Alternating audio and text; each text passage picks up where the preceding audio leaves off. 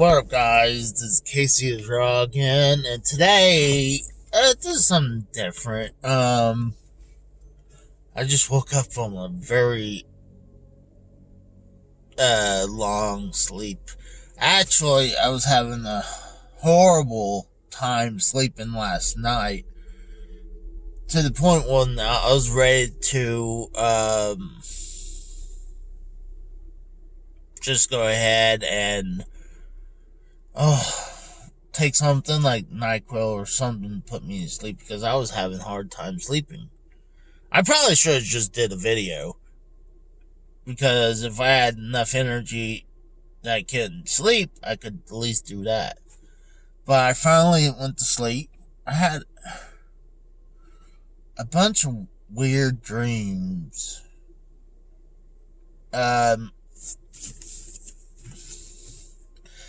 I'll tell you a couple of more ones that really affected me just now. I'm still kind of waking up, and that's why I'm a little shaken and rattled. Because it sucks this still has happened in real life. But, me and my late wife, I was dreaming of us doing something outside our apartment. We kind of left our door open, and I knew our apartment door in this apartments look almost identical to each other, so you gotta look at the number. So I looked at the numbers, like, that's ours. So I'm about to try to and I saw someone walk in our apartment and locked it, and I'm like, well, if I hope I'm not wrong, but I think this is our apartment. And went to go unlock it, and then the woman came right back out. I was like, whoa! I mean, there could have been a mistake. Like, if I saw someone walk in and walk right back out, I was like, no harm done. But it was like a couple minutes. And she locked it. You figure by the time you lock that door, you're like, uh-oh. It's like, I'm in the wrong house or apartment. So, of course, I wasn't going to let this woman go. She had a purse and a couple stuff in, like, bags. So, me and my wife had her dump her bags to make sure. And there was one point I just went in and look around, see if, even though this is not even our real apartment. And I went in to look around, and just for a second, and then I was like, didn't see anything out of normal, apparently. Then I went back out. My wife told me, just let it go. I trust her. I believe her. It's like, are you sure? It's like, yeah, okay. Because I was going to have her dump her purse, too. Because I don't know what this woman took. I don't trust people just like that. My wife did. She had a heart of gold. I mean, this woman would do something for anyone. When I was kind of felt like, how you say you have better half. This person is your better half, and she was. She was, like I said, she had a heart of gold. She would definitely help people out. And I felt like I was there when I felt like she needed some reality. When I was like, hey, I think your family is screwing you over. Look, for me it was easier because I viewed it as from looking from outside looking in. So it was easier for me to see, okay, I swear they're screwing her over. So, but she had a heart of gold. Even though she wasn't perfect, I'm not freaking perfect at all. If I'm perfect, shoot, I'd be a billionaire living somewhere having the real life and be squeaky clean. But so we let that person go. We walked back in and going through the apartment, and randomly we had this little arcade room that had a bunch of little coin ops, and it's not just normal arcade games. And you had some crane games like pick 'em up, stuff like that, or stuff like games like that, prize machines too, and some really old ones too. I was like, and then I look at this one thing, it's a prize machine, but it has a slice of pizza. I was like, how long has that been in there? I'm like, who wants the slice of pizza that's been in there for years? Then it's like, well, shoot. It's like if I had quarters, I'd be wasting all my money right now. And of course, magically there was a quarter machine, but something prevented us. And eventually, this arcade thing blew up. It was kind of like almost everywhere. But, never sat down and played anything. I was just more shocked and amazed about them. And, eventually, Hornball Casey came out. I was like, I was ready to get some from my wife, and I guess I woke up and realized, oh, she's gone. I'm like, and that brings me crashing back to the world that she's not been here for a while. I mean, she's been gone for over 5 years now, and it sucks. I mean, like I said, she wasn't perfect, but I sure hell ain't either. But I love her crazy. I mean, 5 years she's been gone, I still dream about this woman every once in a while. And then, I went back to sleep after I realized crashing back down to earth. And, I didn't realize where I was. I just realized I was alone. So I went back to sleep. And, I figured I was still at my old apartment back in Pennsylvania. Because I didn't look around. I just looked over to one side. It's like, oh, I forgot. And, started dreaming about now of her being gone. And I think in my dream that I was able to learn the deal with it, still in Pennsylvania, but, and, just to move on, but I was breaking down, crashing, where I needed to come back to Oklahoma. And I was like, I don't care.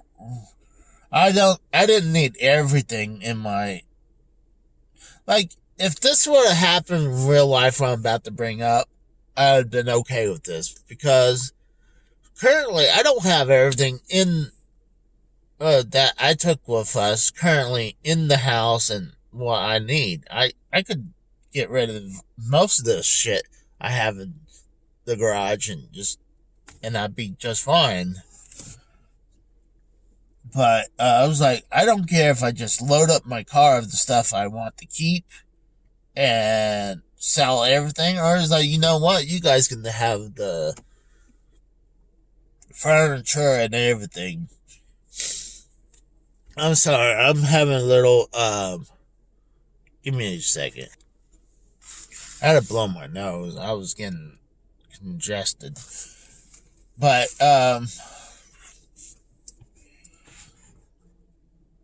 so yeah, it was like I was ready to come back to Oklahoma, back home, because, and I'm glad in real life that I was able to come back home to Oklahoma as well, though, is because, one, I needed to be around someone. It's kind of like how I wanted to be there for my mom when my dad passed.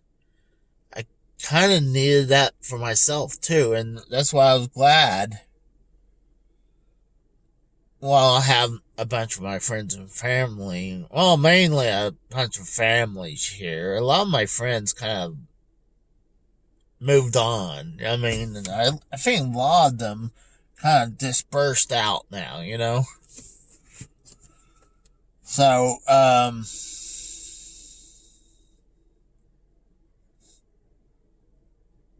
still a little, emotionally wrecked right now. So, just give me a little second.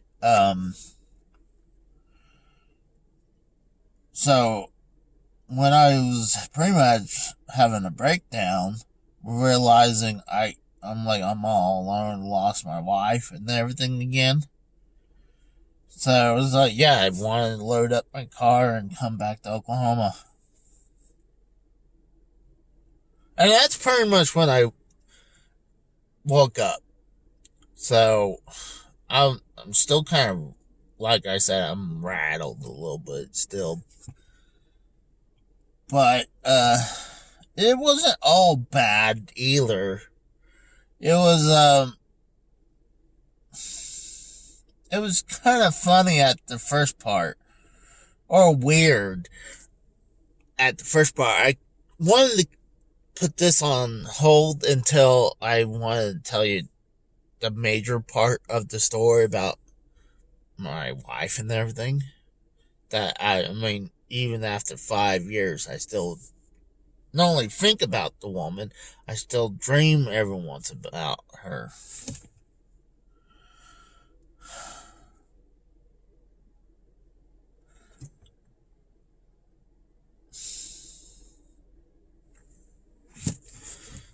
Alright. It's sometimes I have these moments and triggers. I don't get these triggers as I used to. First year, anything, a little thing would trigger me and fucks me up. And I don't need to explain how small it was, but luckily after the first year, it wasn't happening as often. It happens every once in a while, but not as frequently as the first year. I mean, I probably should still seek therapy because of that, but I mean, I have my friends online, mainly from the Decrell crew, and all the people in the chat were awesome people. The people from Ken Show, people from Cronin Show. I mean, and then, friends and family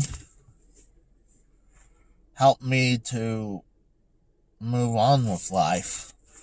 And yeah, honestly, if I show you guys what the video game collection looked 5 years ago and what it looked now, it's different.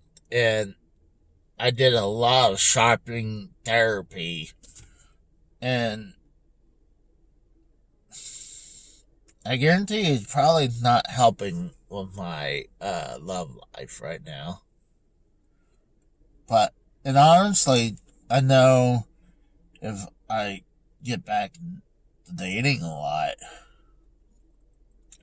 I guarantee you the women. I'm sorry, give me a second. Sorry, allergies. But I know from previous relationships that, they don't like it if you don't pay attention. And granted, I should pay more attention to the women. So I guarantee you, shopping and doing YouTube, and then need to relax and, have my own time, it's not good for relationships. So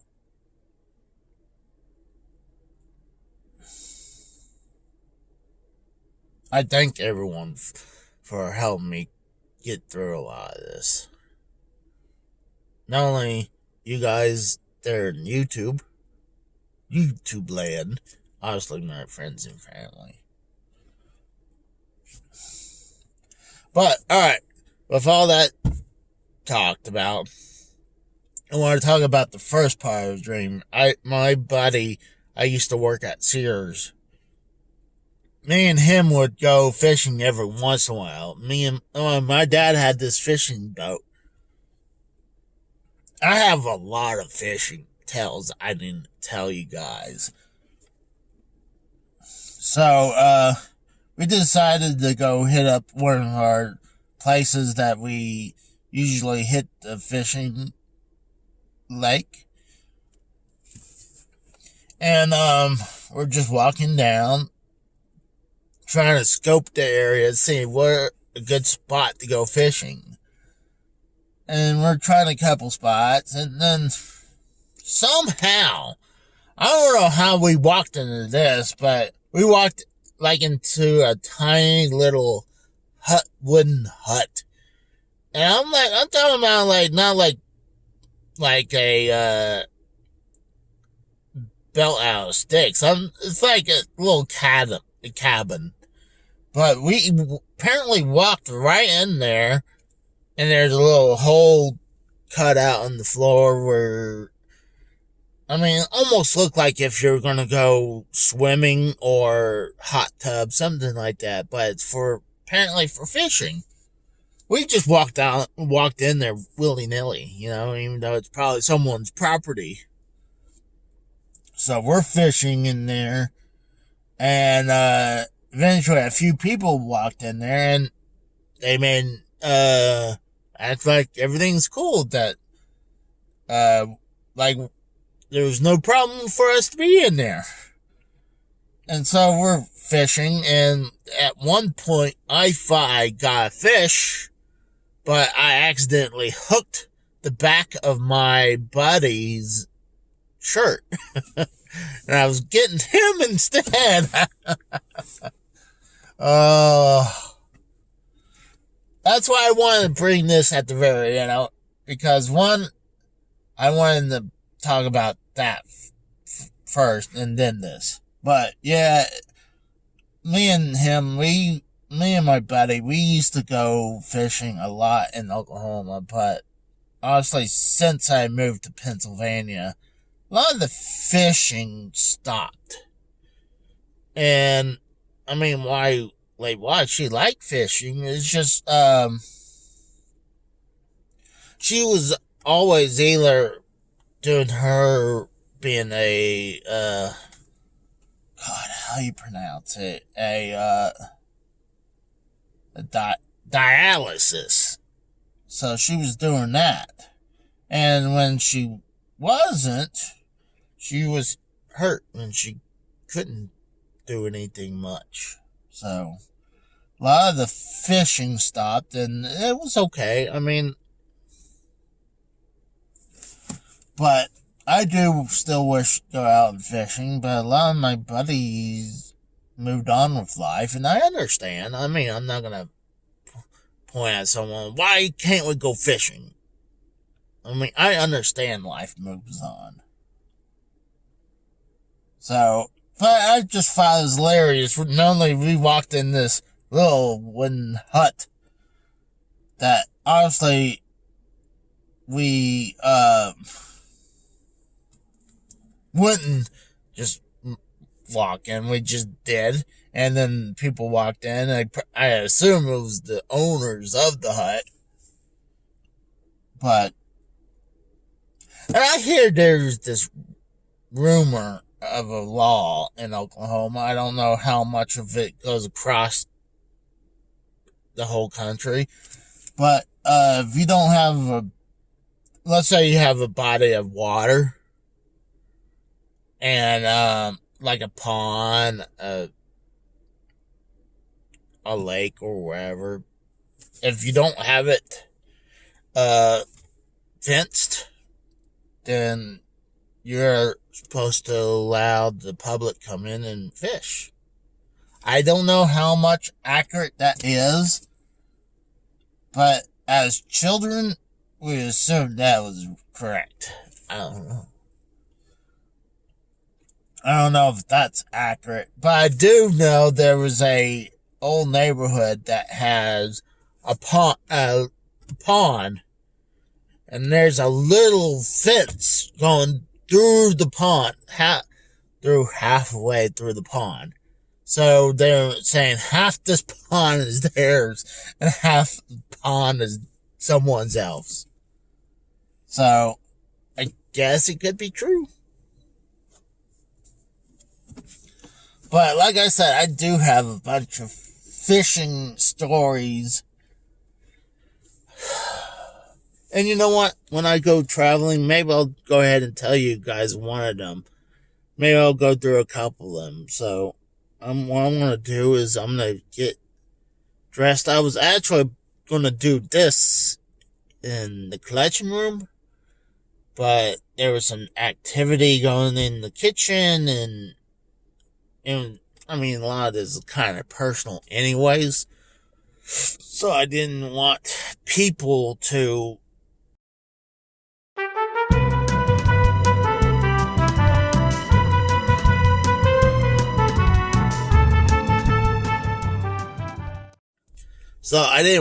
anyone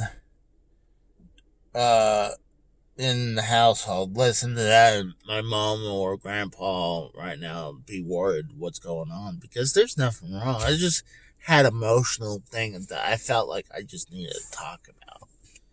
So everything's fine. So I just wanted to say that so what I'm going to do is I'm going to get changed, get ready, and I'll tell you guys some of the stories when I go out. Maybe go flea marketing. I do got a couple games to trade in. So, yeah, so I just want to talk to you about that. So I'll talk to you guys later. See you. Bye.